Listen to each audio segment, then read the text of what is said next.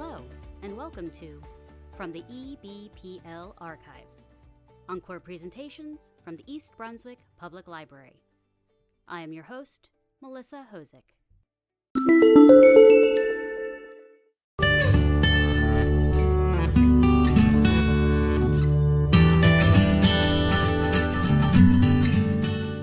Good evening and welcome. I'm Susanna Chu, member of the East Brunswick Human Relations Council. Tonight's event is brought to you by the Human Relations Council and the East Brunswick Public Library, entitled Building Bridges, Combating Anti-Asian Racism. Over the past year, the East Brunswick Human Relations Council has featured many stories of hope and optimism about how community members have come together to support each other during difficult times. At the same time, we also tackled tough issues like bias, racism, and civil discourse.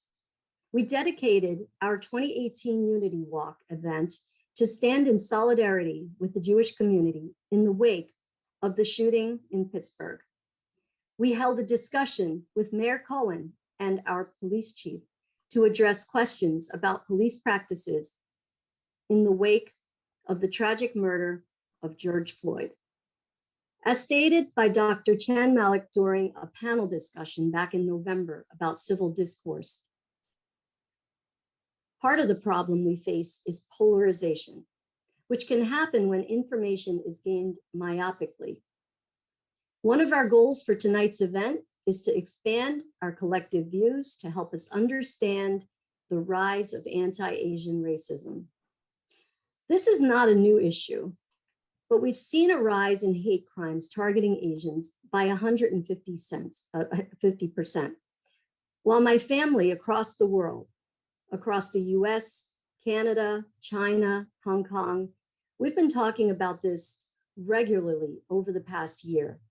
This hasn't necessarily been in the headlines until the shooting in Atlanta where 6 Asian women were killed because someone was, quote unquote, having a bad day. Again, to quote Dr. Chan-Malik from our civil discourse event, we hope to have a productive, generative discussion that leads to outcomes. The theme of tonight's discussion is building bridges to broaden the understanding of the concerns of the Asian American community that will lead to stronger bonds across all members of our community to reject bias and racism of any form. Now I'll turn it over to Mayor Brad Cohen for some brief opening remarks.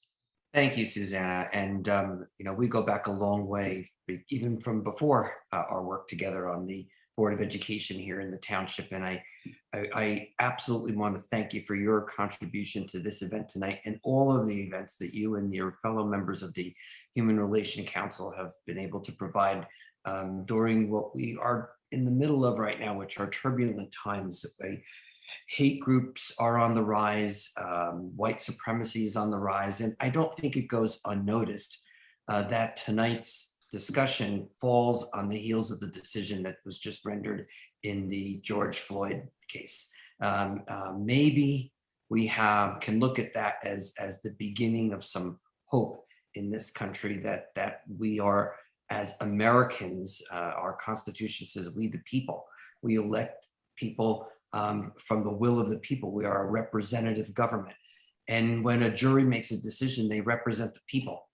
And maybe we can celebrate tonight that the people have spoken, and maybe some of this is starting to seep into the American psyche. And hopefully this is the beginning of some change, because it's the beginning. It's certainly not the end. We have seen the rise of these type of incidences, and tonight's discussion is specifically around and centered on the rise in anti-Asian hate crime. But hate groups advocate extreme prejudice, vandalism, violence. They try to instill fear and terror based on somebody's race, religion, creed, ethnic background, gender. And they tap into a underlying bigotry that clearly exists in this country. And we can't let that win. And hopefully tonight is the beginning of fighting back and proving that that this isn't what defines Americans. Groups have studied what to do, and in terms of how to address communities, all the way back 30, 40, 50 years, the first guides to responding to hate groups that I can recall came out of Olympia, Washington, an area that is known for a lot of its progressive thoughts.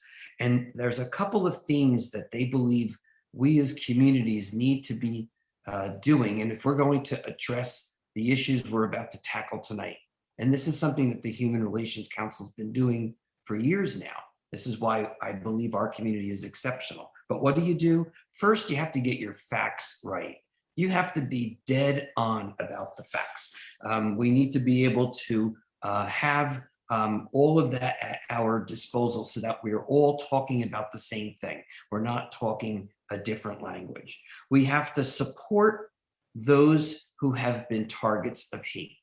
Tonight, we're going to be discussing anti-Asian crime, but there's been anti-Muslim, there's been anti-Semitic, there has been obviously a long history of racism against our fellow citizens of color, disabilities. This is not new.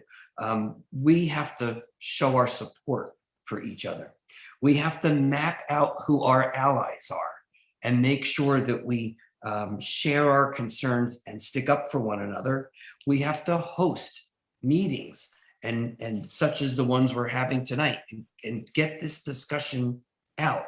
And then we need to develop a community-based response, which is what our Human Relations Council is doing, whether that and what we are doing as a township and a community, whether it's rallies, guest speakers such as tonight who are experts in these areas. Critical is to engage the schools. The children are where we need to start in terms of education. They get their biggest education at home. And if they're getting the wrong education at home, it becomes incumbent upon the rest of the community to try to correct those mistakes early on. We have to do marketing campaigns and ads and celebrate our successes. Tonight's verdict was a success, but it's not the end. And so I applaud everybody that's here tonight. I know you're all experts. I know you've got a lot to say, and I can't wait to hear what you have to say.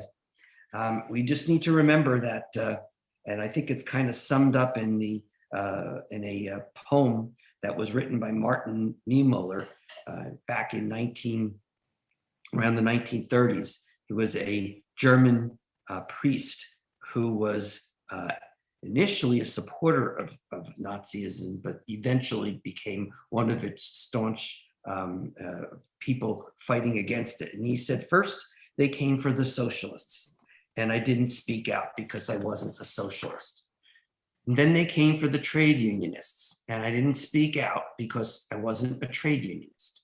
And then they came out for the Jews, and I didn't speak out because I wasn't a Jew.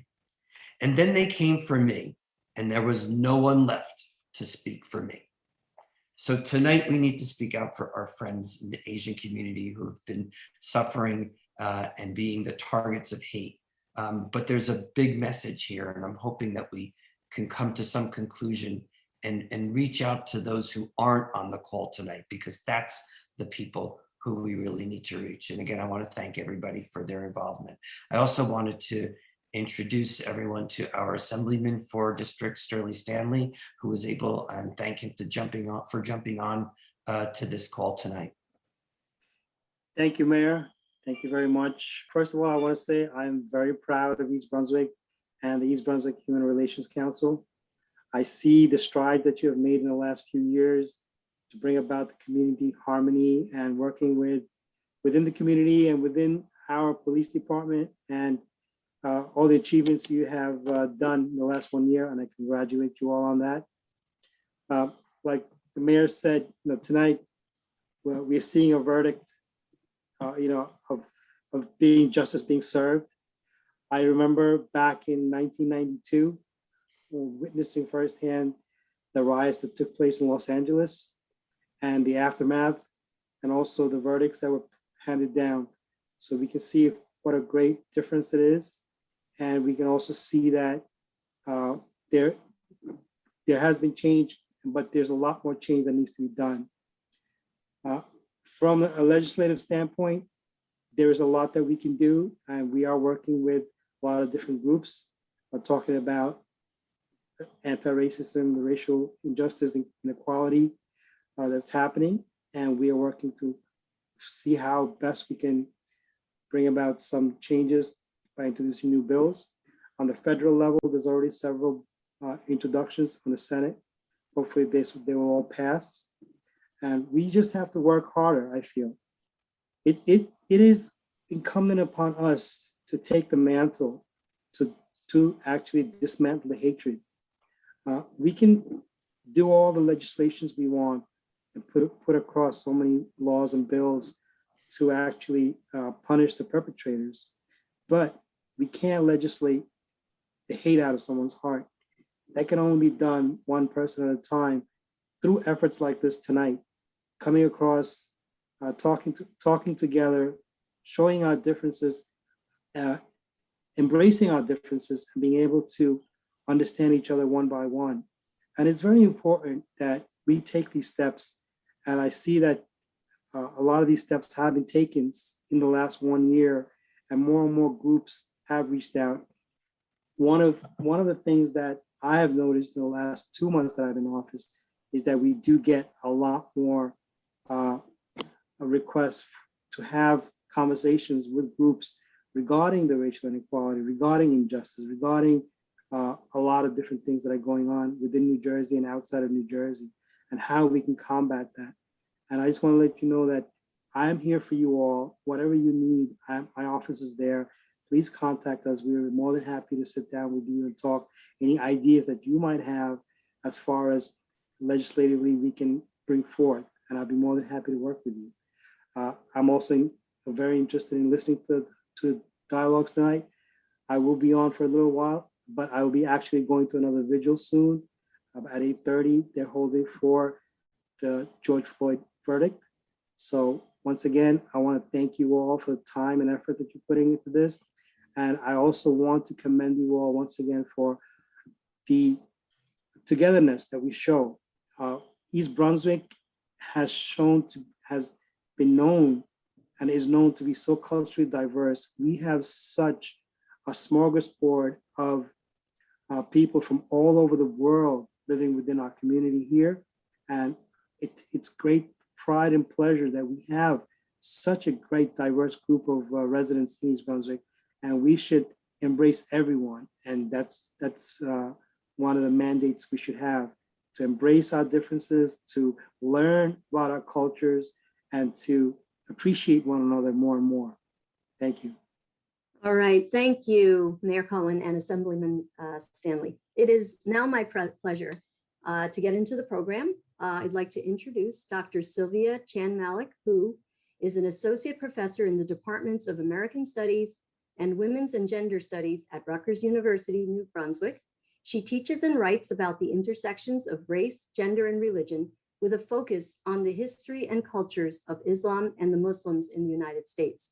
She is the author of Being Muslim, A Cultural History of Women of Color in American Islam. She speaks frequently on issues of US Muslim politics and culture, Islam and gender, and racial and gender politics in the US. Her commentary has appeared in venues such as NPR, Slate News, Huffington Post, and many others. So welcome, Dr. Chan-Malik, and I'll turn it over to you. Thank you so much, Susanna. And I just want to thank everyone, Mayor Cohen, Mr. Stanley, for joining us tonight, and also our esteemed guests, who I will introduce in a moment. And so going off the comments that have been made before me, I want to acknowledge that earlier this evening, as we all know, Minneapolis police officer Derek Chauvin was found guilty by a jury of his peers of all the charges against him in the murder of George Floyd: second degree unintentional murder, third degree murder, and second degree manslaughter. And I think this is significant to this night, to this evening's events, because it speaks to and highlights many of the issues we are addressing in our conversation tonight about anti-Asian violence, race and racism, and their relationships to US politics, our ideas about citizenship and our legal system. In particular, the guilty verdict, and in some cases, the elation, the relief, the joy many are feeling over it, are due to the very topic we are discussing this evening, which is that of racialized violence in this country. And racialized violence is violence that is continually, not just in singular instances, but continually directed at a community due to their race and due to perceptions that others hold about a community due to their racial or ethnic identity. In this way, violence is perpetuated not just through individual acts. They are not just exceptional instances or the acts of lone actors, but they occur in repeated and systematic ways in different places and different times in history. In the case of the Asian American community in the United States, racialized violence has taken many forms. And in recent months, many of us have seen horrific videos, as Susanna said, of elderly Asian men and women being attacked, mobbed, assaulted in the street. We've heard of racial biases in which Asian Americans have been told to go back to their country, and they've been called carriers of the China virus. They've been spit on, taunted, mocked. At the same time, we understand that Asians are often called the model minority. And with that goes these perceptions of Asian Americans as docile, nerdy, submissive, robotic, unfeeling, and or always foreign, never quite American. And so, I always say to my crew who understands, when people say to you, but where are you really from? I'm born and raised in the United States, from California, but everybody knows what I mean when I say that if you're in that crew. Okay, so understanding the origins of these types of stereotypes and the types of violence they have fueled is far beyond the scope of our conversation tonight. But I would strongly encourage, as a follow-up to tonight's conversation, for everyone here to look into these histories. So I just want to close by saying, that sometimes it's hard to seek out these stories. And as a professor, and Khyati can probably, Dr. Joshi can also attest to this as well, as someone who teaches these histories in the classroom, you will encounter students year after year who are utterly shocked at the history of violence that's been directed at Asians in this country. They have never heard of the Chinese massacre of 1871 in Los Angeles, where 19 Chinese immigrants were shot or lynched or hung to death by an angry white mob. They don't know that the first Exclusion Act in this country was not in 1882, but in 1875, with a law called the Page Act that barred Asian women from entry because of their barbarism and sexual deviance. They've never heard of the murder of Vincent Chin in Detroit in 1982, in which a Chinese American, the week before his wedding, was brutally murdered by two white men, Ronald Evans and Michael Nitz, where witnesses testified they screamed racial slurs at Chin while they beat him to death. They never spent a day in jail and were only ordered to pay $3,000 and serve 3 years probation. There are so many more instances like this directed at Asian communities, and we cannot understand what is happening now without understanding the past and the cycles in which this violence occurs. These incidents that are happening now are not exceptions or aberrations, but they are just the latest iteration of anti-Asian sentiment in this country. I don't think you'll encounter many of us here, Asian Americans, who don't have a litany of stories about personal how they've been shown in subtle and not so subtle ways that they do not belong. And I want to connect some of those stories and those feelings that we experience on an individual level to the larger spate of anti-Asian crime. So I know our panelists will give us wonderful insights into their really important work in their communities and their research in thinking about this way. And I do hope our conversation in some small way prevents, future instances of violence by intervening upon the types of logics and systems that perpetuate these events over and over again. So let me first introduce our two wonderful panelists this evening. First, we have Dr. Khyati Joshi, who is a public intellectual whose social science research and community connections inform policymakers, educators, and everyday people about race, religion, and immigration in 21st century America. She's lectured around the world and published groundbreaking scholarly and popular work in her field, while also serving as an advisor to policymakers and a leader in the South Asian American community. Her most recent book is a really wonderful book, I might add, White Christian Privilege, The Illusion of Religious Equality in America. In addition, she's a professor of education at Farley Dickinson University and a social science researcher whose work focuses on the intersections of race and religion in the United States. She frequently consults with school districts, independent schools, the judiciary, nonprofit organizations, faith communities, and business on fostering equity and inclusion. And she's just a really lovely person to boot. So thank you, Khyati, for being here with us.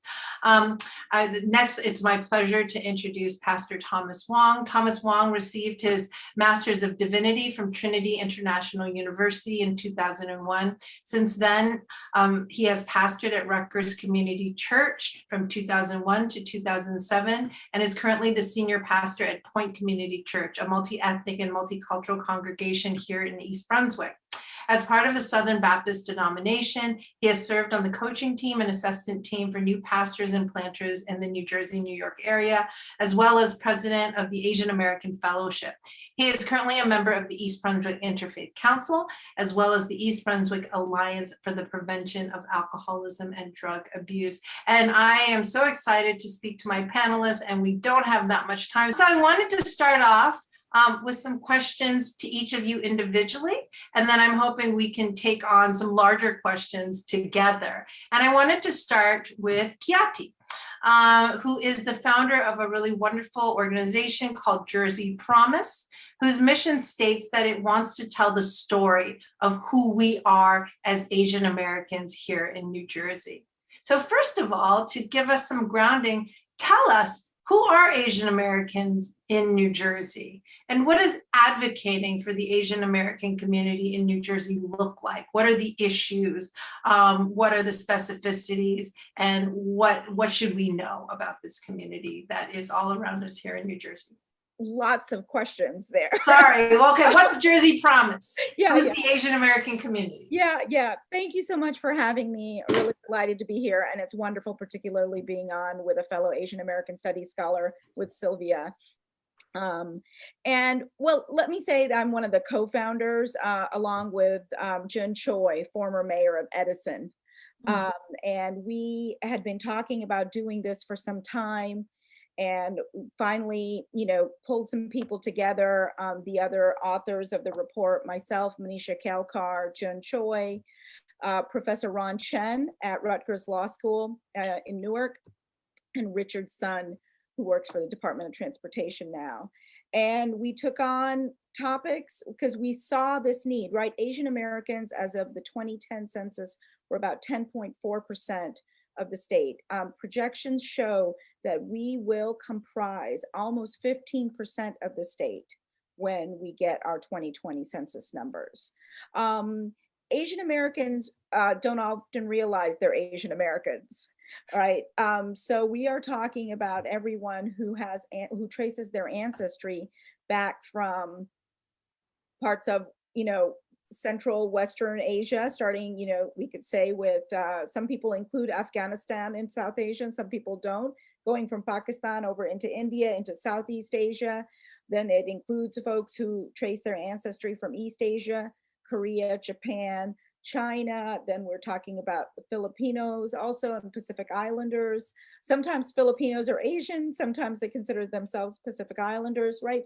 And what's really important to understand, when we were putting this report together, there is one word that described the experience of so many people that we all talk to, and that is the word invisible. No matter what sector, no matter it's education, corporate America, healthcare, government, whatever, Asian Americans really just felt and feel invisible, right? And so all these about over 50 nationalities make up Asian and Asian America. the way we talk about them in the United States. And I think one of the really important things that folks who are watching in East Brunswick and perhaps elsewhere could do is really think about, identifying as Asian American. If we're from, if I'm from India, I'll say I'm Indian American. Somebody will say they're Korean American or Taiwanese. That's your ethnic identity, and absolutely embrace it. But there is so much shared experience with fellow Asian Americans, and it is a legal and social construction.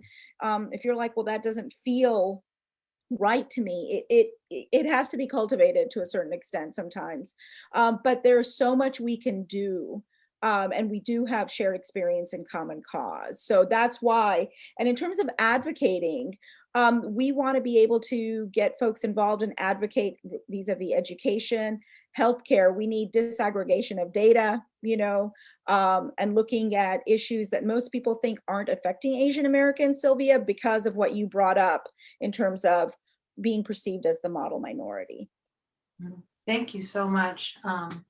Yeah, Jersey Promise is a wonderful group. And for anyone who's interested, the report that Khyati was referring to is available online. You can go ahead and look at it. Yeah, and it tells you about the breakdown of demographics of Asian communities in New Jersey, and really pertinent and rich information. So I wanted to direct the second question to Thomas, and I wanted to ask you a little bit about how your work and your identity intersect. And so as the senior pastor of a very diverse religious community right here in East Brunswick, can you tell us how your identity and experiences as an Asian American have informed your work with your community? How do you define kind of your Asian Americanness in relation to a multi-ethnic community? And just for, kind of a background, Khyati and I are both very interested in the intersections of race and religion. So it's kind of a personal interest of mine to ask you this question as well. So thank you so much. Well, firstly, thank you, Susanna, for the invitation to join this very distinguished group of panelists.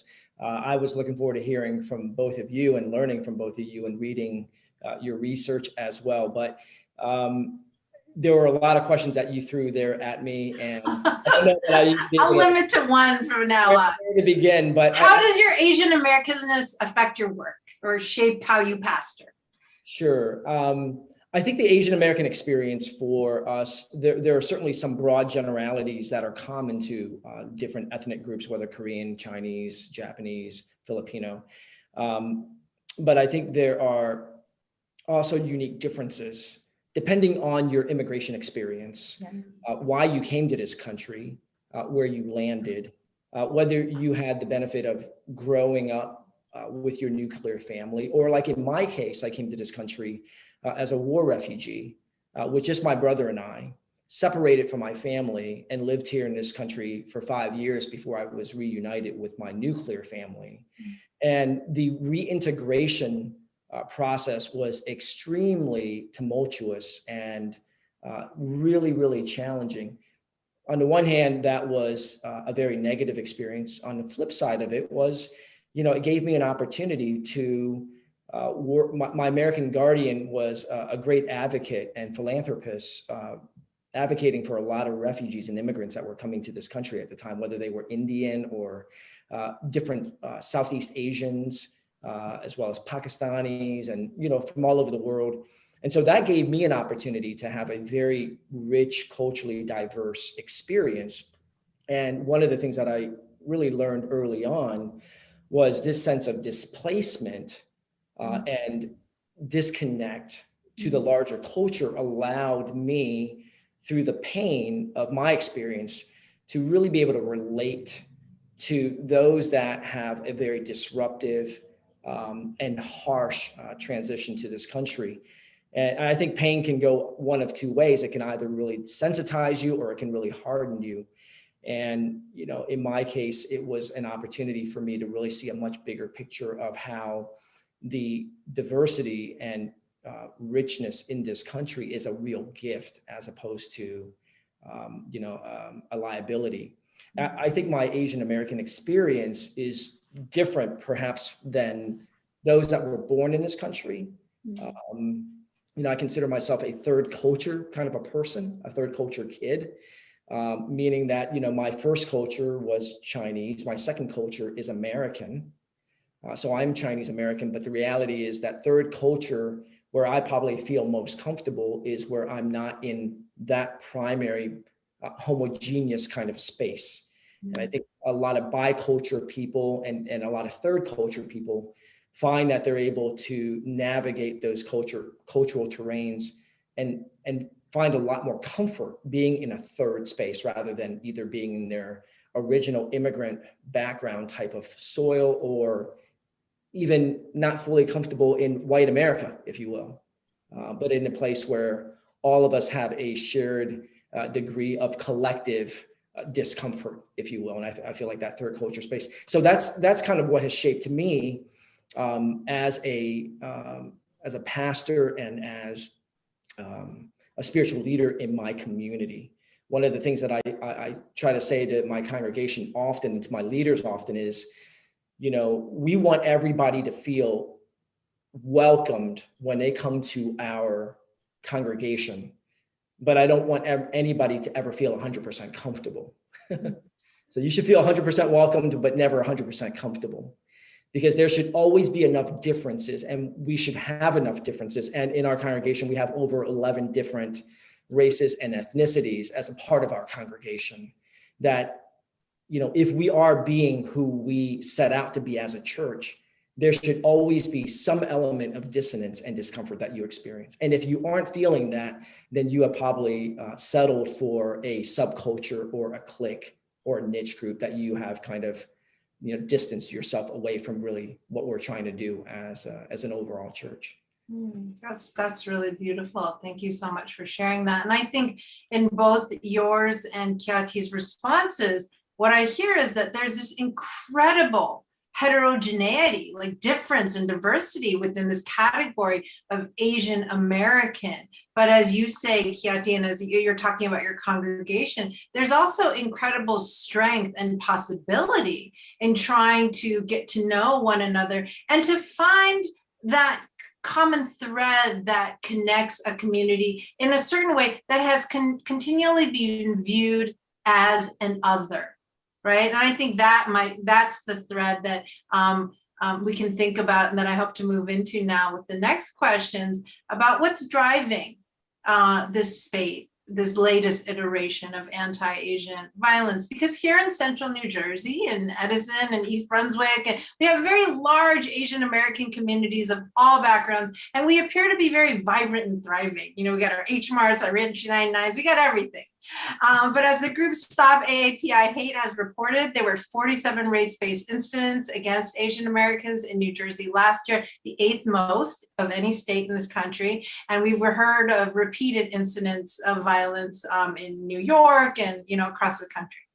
So anti-Asian American sentiment is nothing new. But why now? And we all watch the news and all that, but what do you personally feel in your communities or on a broader level is driving this spike at this moment now? And whoever wants to jump in, go ahead. Well, actually, and Sylvia, I will answer your question, but I really very much, Pastor Wong, appreciated what you were talking about in terms of, being a third culture kid. I think those of us who study Asian American studies, Sylvia, I think you'd agree that, there's many of us who identify that way, and yet that identifying as a third culture person isn't the same for everybody who identifies third culture. I hope that made sense. So thank you so much. And I very much appreciated you sharing your personal story. I think that to now go back to the question, Sylvia, that you posed, right? There's no question that the previous president gave permission to spew such hate, and then to actually take action on that hate and bias that exists. But it really just uncovered what the bias that's been there, right? So one of the things that I think we have to constantly talk about is that it's not new, it's been there. And when there are times of national uncertainty, when there are times of national insecurity, immigrants get targeted, right? And in this case, because the former president kept saying Wuhan virus, the day he left office, that morning at Joint Air Base Andrews, he still used that friggin' phrase, Wuhan virus, right?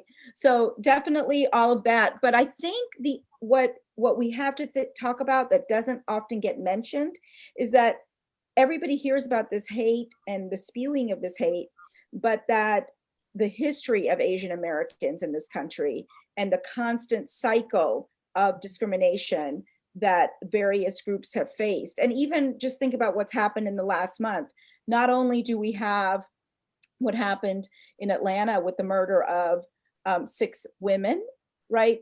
Asian and Asian American women, but then we have potentially the targeting of Sikh Americans in Indianapolis, right? That is also part of needing to say, stop AAPI hate, right? And yet these are conversations we're having right now because folks weren't always talking about the Sikh American community as part of Asian America, even though many of us do talk about it that way, right? So I think the element that is missing that would really make a difference is education, is Asian Americans themselves knowing their own history, as well as the larger community. And I think that that's one of the things that not knowing our history gets in the way of not being able to advocate for ourselves, and actually gets in the way of building coalition with other racial minority communities.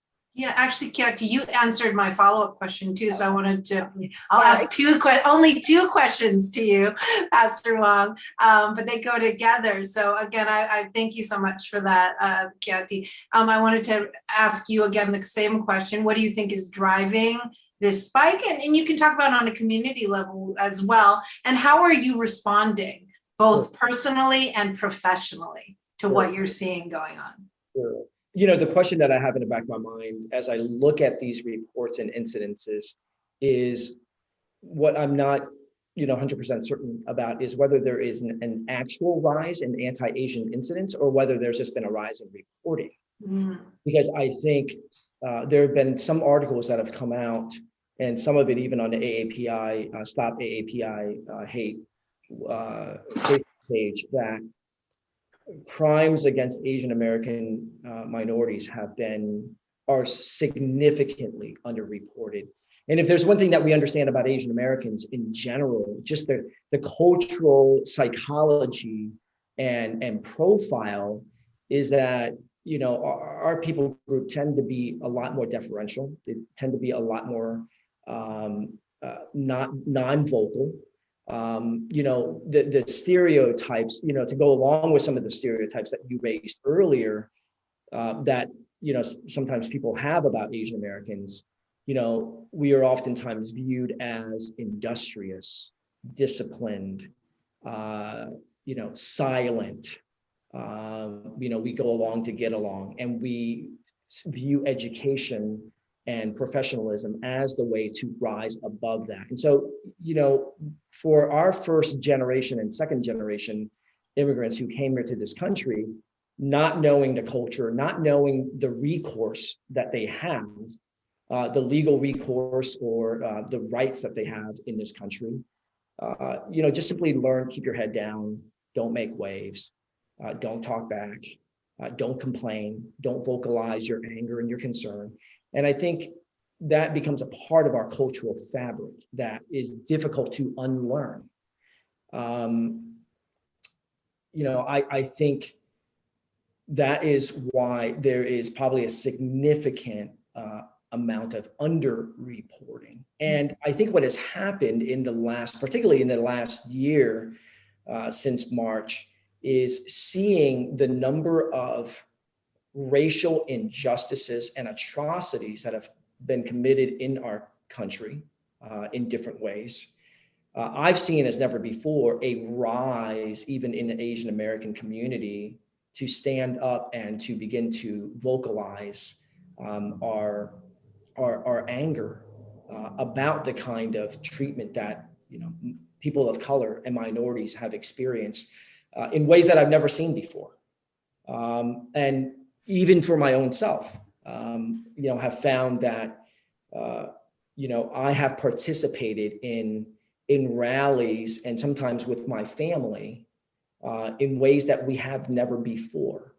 And I think that for the first time, Asian Americans in this country, because they have participated in vocalizing their anger over the injustices that they've seen in our culture at large, are beginning to find their own voice. And they're beginning to use their voice in ways that our parents and the first and second generation never have. Either because they were just culturally illiterate, they didn't know how to navigate the cultural terrain. B, partly because they didn't speak the language well. And thirdly, simply because of the cultural profile of keeping our head down and working hard, and that's the way to succeed. I think as second and third generations have become more and more Americanized and mainstreamed, if you will, we realize the opportunity that we have to not only speak our own voices, but to actually even speak on behalf of those that are unable to speak because they don't have the tools culturally or maybe even linguistically, or they can't because their lives have been snuffed out. And so I think we are beginning to realize that we not only have the ability and the opportunity, but even the responsibility to speak for those who aren't able to speak for themselves or those who can no longer speak for themselves.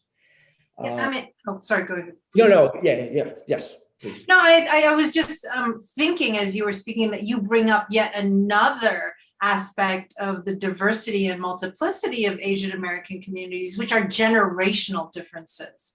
And so much of, I think, Asian American, whatever that category encompasses, the many identities that category encompasses, is the ways in which different Asian Americans have different relationships with America. So for example, if you're an immigrant who's newly arrived and you are hoping to build your life here, you are much more likely to keep your head down and kind of like, I don't want to involve myself in that. I just want to work. Whereas the children, the second generation, the third generation, who are of here and have never lived in other places or don't have memories, are going to be very invested in trying to find their identity as someone who is growing up in America. And so you have these generational differences, I think, really speaking to the ways, like you said, Asian American communities are speaking up, responding to these types of incidents in new ways. So while the violence might be, kind of another iteration of historical events, perhaps the responses are shifting. And so with that, I wanted to ask you, in your work, Khyati as an advocate and educator, and Pastor Wong, in your congregation, what have you found to be effective ways to talk to your communities, and in particular Asian American communities, about issues of race and racism? And what challenges have you faced? So what has been effective, and what are the challenges that you find in doing this work with Asian American communities?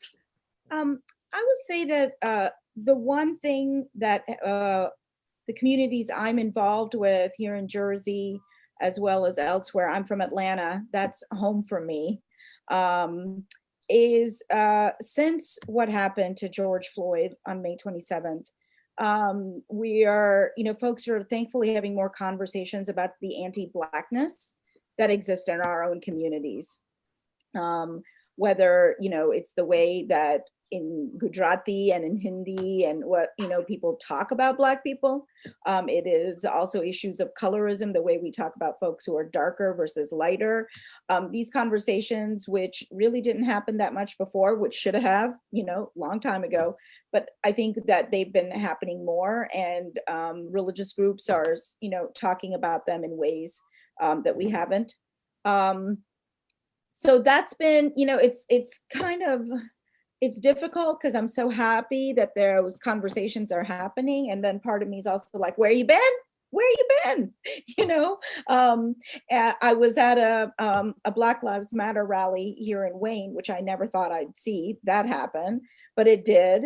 And I was so amazed when I looked around and I saw some aunties there in their salwar kameez, and I was like, wow. okay, like we are in definitely a moment when it comes to these certain communities. But constant conversation, about this, because it is with increasing awareness in our communities that we're going to get people building friendships and bonds across communities, right? And that's what we need. And that's what the second and subsequent generations are able to do, while immigrants are focused more on themselves. And we know that's been what's often happened. Asian Americans are not unique in that way. I also, what I'll say is I work with schools and school districts, and I've been doing stuff that we would call, Sylvia, Asian American Studies for a long time with the schools. It's just, I never called it that, and so, and more is being done. But that's what we really need to do. I was with Governor Murphy last week, and I said, the way that we have the Amistad Commission, the way that we've made teaching gay and lesbian history mandatory, for example, in middle school, the way that we have environmental justice curriculum, we need Asian American studies in K through 12. So that's my sphere of influence, and I'm going full on, and we all have to kind of work together to make it happen, but I think we can. I don't work in the academic field in a way that you and Dr. Joshi do. And, that's good.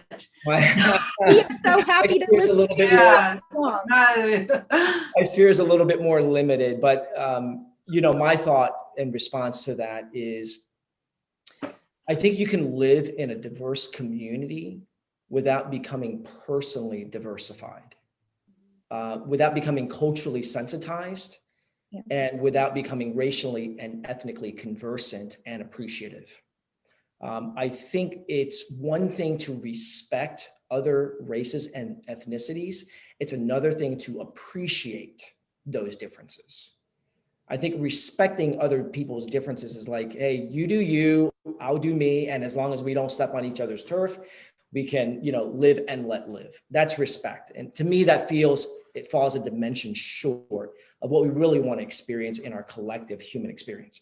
I think what we're strive for, and I think what we really desire as human beings, and what I encourage my congregation is not only just simply tolerate or respect other people's differences, whether they be social, political, even philosophical and spiritual and social, economic, but don't just respect, but appreciate. You have to learn to be able to understand those differences and come to appreciate those differences. We don't just welcome you in our midst, but we are actually glad that you bring something different to the table. You bring something different to our experience. It broadens and enriches my perspective of life and the world in which I live. It helps me to be a better human being, actually.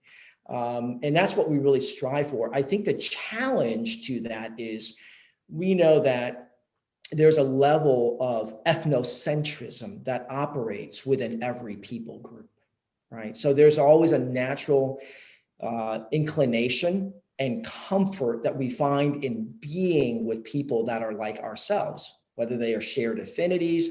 And obviously race and ethnicity is a large gravity that pulls, you towards other people that are like you. And therefore, I think the great challenge in actually being able to develop that kind of appreciation for the other is really being able to recognize and identify the kind of ethnocentrism that is at work in your own self, very subtly, oftentimes unrecognizable, but it leads you to, doing things with people that are just like you. And, I talk with a lot of my collegians and young adults over the years, and I ask them the question, when you look at your social media, your Instagram, your Facebook, and so on, what would you see? Would you see a diverse population of people that you actually do life with and intersect with? Or are you mostly just with people that are just like you?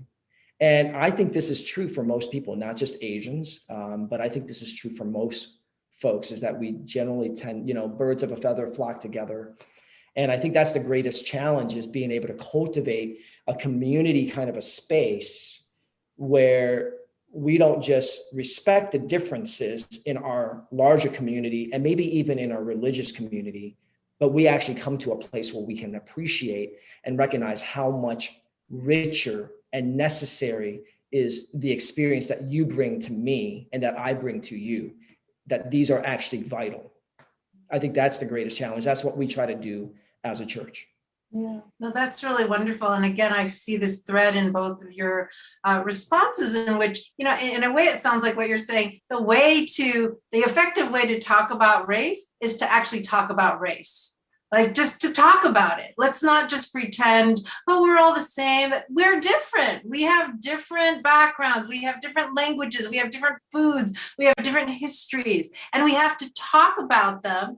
But, and so it's interesting that we're in a religious context with some grace for one another. Yes. With listening, with grace. And in these instances of anti-Asian violence where communities are feeling scared, we really have to give each other that space to feel the fear and to talk through it and to extend that grace, I think. But we have to talk about it. And I think that is what I hear in what you're saying. Yeah. That in schools, in your congregations, it's a hard conversation, but utterly necessary. It is. And I think that where that division between respect and appreciation really is demonstrated is when you look at the religious landscape across our country. I believe it was Martin Luther King Jr. who said that 11 a.m. is still the most segregated hour in America. Yep.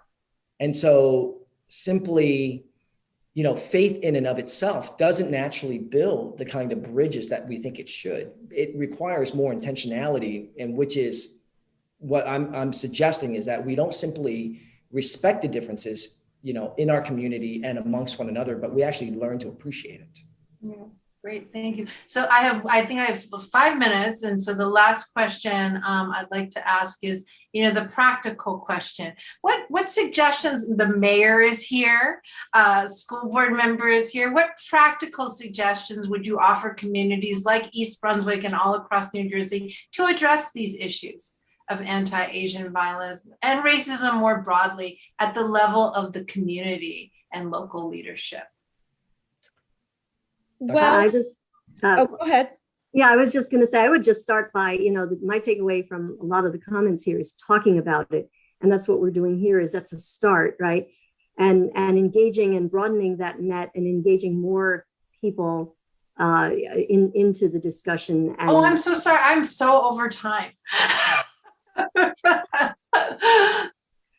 But go ahead. I'm so sorry. Go ahead, Susanna. No, it's okay. Okay, I think that was an important question. So I do want to go around the room and hear the feedback from the other panelists. Well, I'll just quickly say a couple things. Number one, I find it's very helpful, and with my students and the groups I work with, to try to talk about racisms, right? Because different racial minorities experience racism differently. And I think one of the reasons, we know this from data, actually, it's not about just thinking, many Asian Americans who actually experience what most of us would identify as racism or racial discrimination, when asked about it, many of them will say, no, it's not a big deal. If they're asked, have you experienced any racism? Many will say no. And then when they actually go on to tell you something and an experience they had, it is absolutely racism, right? But what has happened, and even today, racism often gets defined and described and discussed vis-a-vis the Black-white paradigm. And so the talking, Susanna, that you were getting at is so important. People being able to name their pain, identify their pain, and then you also actually, others, when we reveal our vulnerabilities like that, many people will step in. I think there is this sense, especially with immigrant groups and with specifically within Asian America, is that, you keep your chin up, you don't complain, right? And you just keep trying to move ahead. And that's not working. And our communities need to be able to have some affinity group space to come together and to talk about their experiences. Pastor Wong, do you have like a few practical suggestion or two that you would like to share? Boy, yeah, I don't know. I think this is a great start. This is the listening part. I think listening, learning, and then acting in that order. I think a rush to acting without actually listening is just as futile as listening without acting. And I think what often happens in these kinds of racial conversations is a rush to either spouting data or being defensive or justifying or excusing or finding ways to say, this is really not the issue, kind of like what Dr. Joshi just said. We learn how to deflect and dismiss things as not necessarily being racial. They're just, ignorance or that was unintended. But I think actually finding ways to listen to individuals in the community so that we have first-handed accounts and experience of those who have experienced these kinds of prejudices and racism, learning their experience, learning their pain, learning their story. And then from that, we're able to actually develop strategies and actions that make sense. I think it has to be in that order. We have to listen, we have to learn, then we can act. That's a great note to end on, to listen, learn, and act. So thank you so much to Pastor Thomas Wong and Dr. Khyati Joshi for sharing your thoughts. It was really fun and enlightening. And thank you to Susanna and Mayor Cohen for creating the space. So yeah, thank you. Over to you. Thank you to all of you. Now, speaking of listening, now that we've heard from our experts, educators, community leaders, let's hear from our younger generation. What are their concerns, their hopes, and their dreams for the future? Hello, my name is Eunice Kim. I am a senior at East Brunswick High School as well as the current president of Asian Club. Oftentimes in the past, when it came to talks of adult things, children and teenagers were pushed away. However, during this era of change, where more and more members of the youth are leading movements across the globe, it is important that we continue to include youth in these conversations.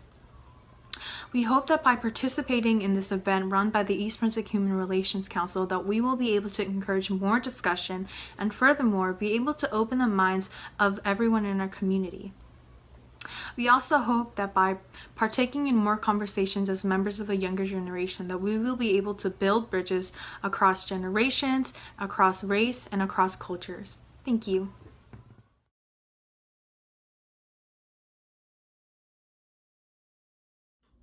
I am not a virus. We belong here too. This is our home too. I am not a virus. I will help build bridges by choosing to educate people about what is going on. I will help build bridges by continuing to have open and honest dialogue of shared experiences across marginalized groups so that we can better understand how to advocate for one another. I will help build bridges by continuing my allyship and continuing to also educate people. Build bridges by uplifting the minority voices to bring empowerment, visibility, and justice for all people alike.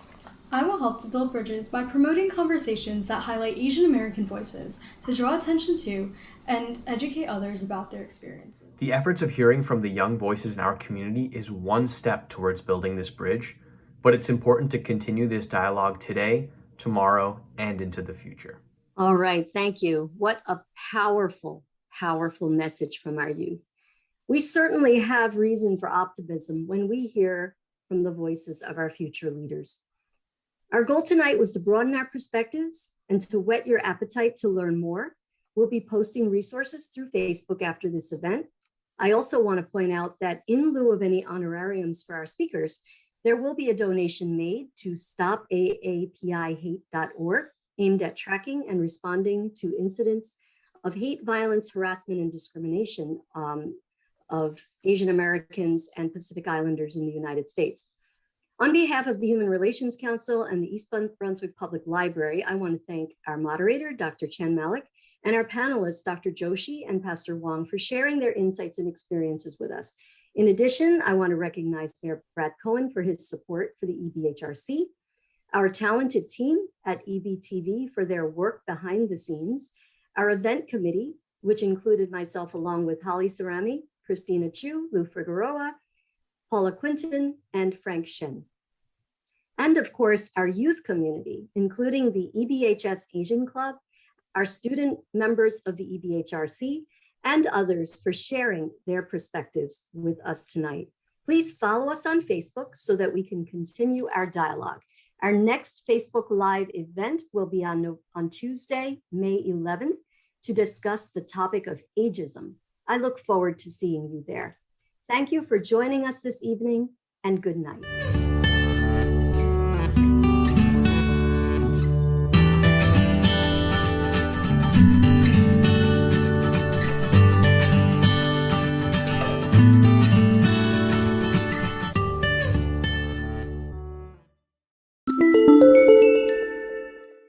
Thank you for joining us for this week's Encore presentation.